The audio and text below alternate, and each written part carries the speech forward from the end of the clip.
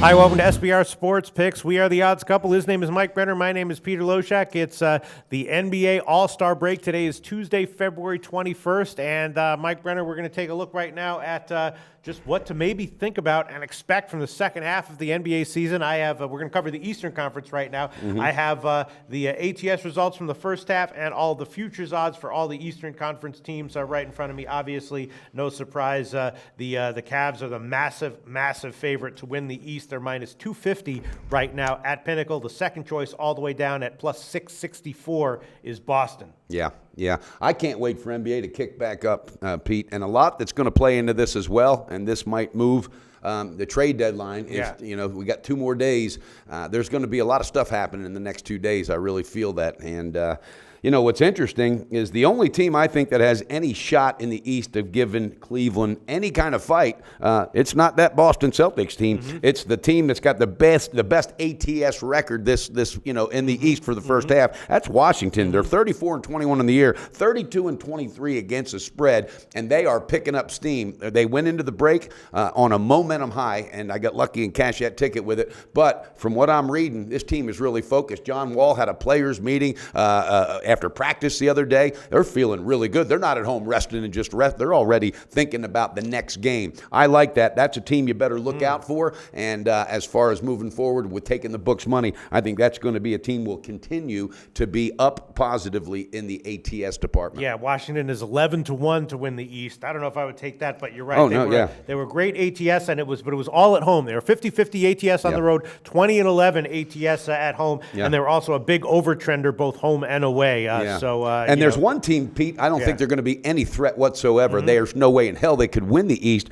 but they're 32-24 against the spread, and they were surging, and that's the Miami Heat. All right, and again, at the end of the day, I'm talking about taking the books money, so I don't care if the team makes the playoffs or not. If that team keeps surging and believing in themselves, which I think they do, you might want to look to be backing them again. This team was doing it on the road. They were doing it at home. They were really a force. The thing about Miami is that in the first half, it was all because of that 113-game run. You're right. You're right. 12-0. So was that some kind of fluke or anomaly? But after that, they didn't go on a big losing streak either. They lost they only and then had 3 games after I know, that. but still, they could have crushed. They could have crumbled in them 3 games, Pete. They didn't. And Spoelstra has too much experience, as a championship caliber coach. I think that team is going to ride off that 13 because you're right. That record did spring from that run. But there's no reason they can't come out of that break. They're healthier. They're rested. Goran Dragic, you got Whiteside. They got some talent on that team. I look for them to continue the surge. And they were also a bit better on the road than they were at home, 18-12. ATS-wise, they might continue to be a decent bet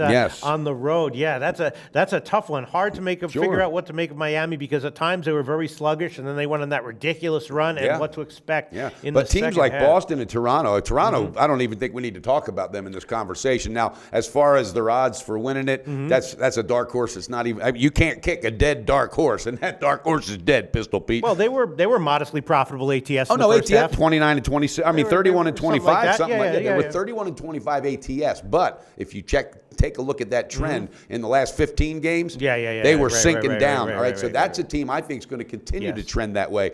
People are going, well, wait a minute, they just signed Serge Ibaka. Yeah, they did. Guy's been on 3 teams, not even in a year and a half period. If he's all that, he wouldn't have been on 3 teams in a 1.5 year period. And the teams he's been on had some damn talent. So with that being said, he's not the answer. You all said the same thing when they signed DeMarre Carroll away from Atlanta. How'd that work out? All right, you guys need a coach, and you need a guard that knows how to play defense because DeRozan can't spell it. I fade that team second half. They're not a threat. They will not even. I'm not kidding you. That team's not even going to be a threat. Because you're right. They were a terrible bet in the second half of the first half, but at the beginning of the season they were a great bet. The first 18 games, they set a record in the history of NBA for the most prolific offense, and all of a sudden they got too high for their horses, and everybody thought this is them. And I even think Drake broke out a new fucking song. But you know what? What happened then? They're the Toronto Raptors that are the Toronto Raptors, and we know who they are. So yeah.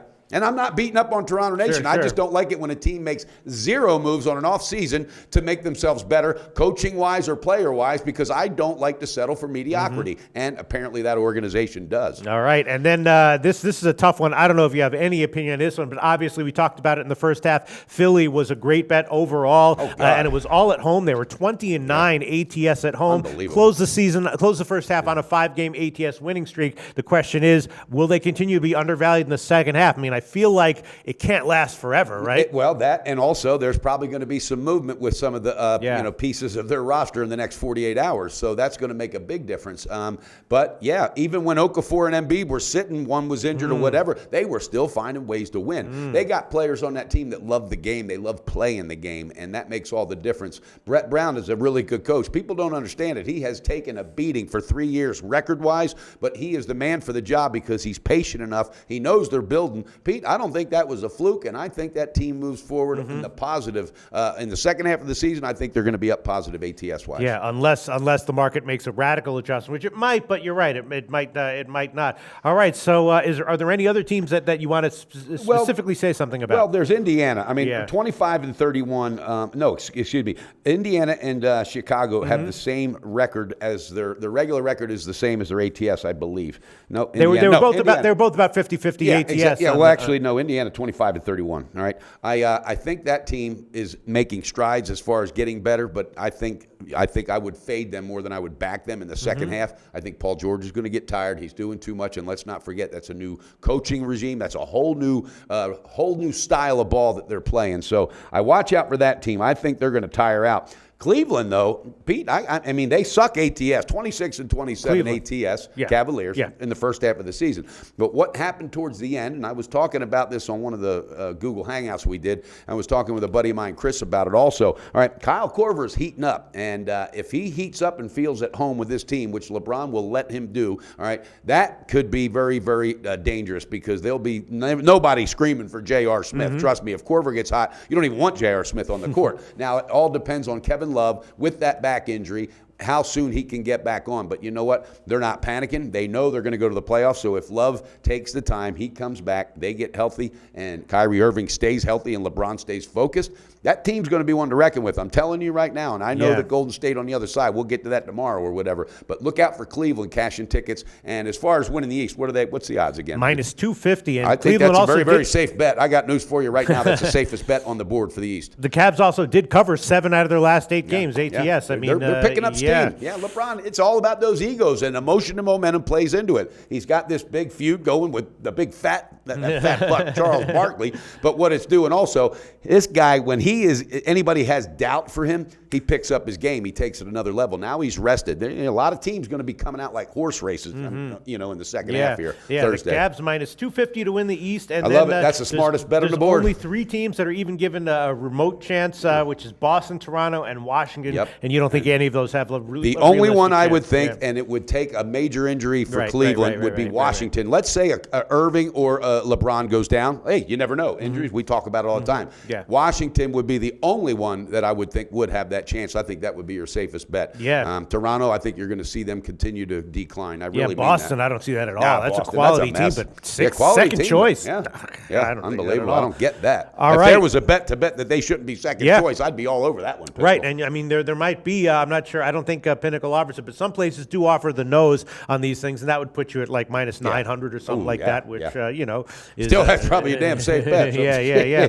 But you know what, Pete? The momentum's picking up for our picks for NBA, and I cannot wait for Thursday. I got some plays already. I'm dying to get this thing over with. All right, Tip that sounds ball, good. And so just, do you have any thoughts in general on teams? Well, I'm going to make a pick that I'm going to make official. Oh, really? Okay. Minus the 250. Oh, I'm really? going Cleveland. Okay. Absolutely. Okay. That is on my record sure, officially. Why not? I mean, if it wins, you get a unit. If it loses, you lose 2.5 units. Exactly, and I'm okay with that. I am okay with that. I'm taking that. Let's make it official. Pull that trigger, Pistol. I mean, they do have to win the Eastern Conference, so they have to win the playoffs and everything. So, and they will. They're going to be sitting there at the end, ready to go, minus 250. I love it. Sure, and are there any teams that you have a vague sense of, teams that you're looking to bet on or fade, at least to start the I really kind of feel Detroit. I think Detroit's going to start producing. I think Van Gundy, I think he's used this off time to really, really get into these veteran players that are on that roster, get into their heads. Guys, this is the time. I think that's going to be a team that's going to be cashing tickets, and I think the lines are going to be soft. I think the books are going to take about 2 weeks after All-Star break for them to catch up to it. So that is one I have been they were at. a slightly good bet at home, a slightly bad bet on the road, actually particularly bad bet on the road. Getting healthy, though. Yep. Yeah, maybe if they get healthy, they'll start to even out ATS on the road. And another team that you stayed the hell away from, and you better fade them, is Chicago, buddy. anybody. They're already looking to.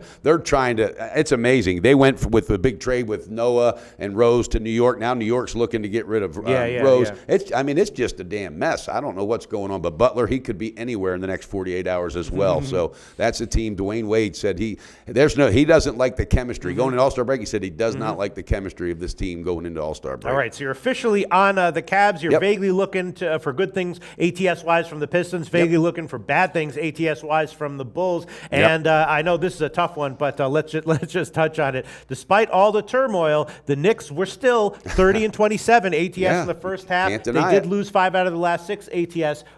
This is like probably an unfair question to ask you, but do you have any idea what to expect from the Knicks? I do, and I think for sure that 30-27 is going to absolutely go the other way. Because if Carmelo Anthony doesn't get moved in the next 48 hours, all right, he's basically saying now they need to put some talent around me. That team is getting ready to have the egos get involved. You're going to have him showing up when he wants. That's what's going to happen because there's no playoffs for him. All right, he's putting this big push on right now before All-Star break because of the opportunity, all right, to sell his craft. But if there's no takers, Pete, that's a team that's going to tank, and especially trying to get rid of Rose. Porzingis himself's going, what the hell am I doing in the Big Apple? So you would look for the Knicks to kind of just fall apart in the second half. I really and do. start to lose even their big dogs. Especially after the first 2 weeks when Carmelo realizes no one's going to take them. That might be a good call because that does sometimes happen in the NBA. You see it in the second half of the season, like the last quarter of the season. Some teams just fall apart. Yeah. And it's not always necessarily the worst teams like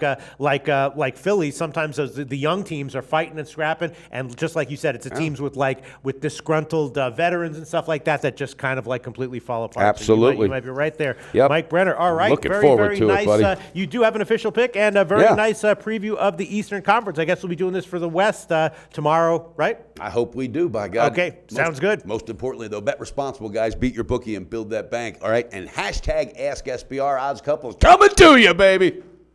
Go to SBRodds.com. Browse, compare, and shop live odds available at top online sportsbooks.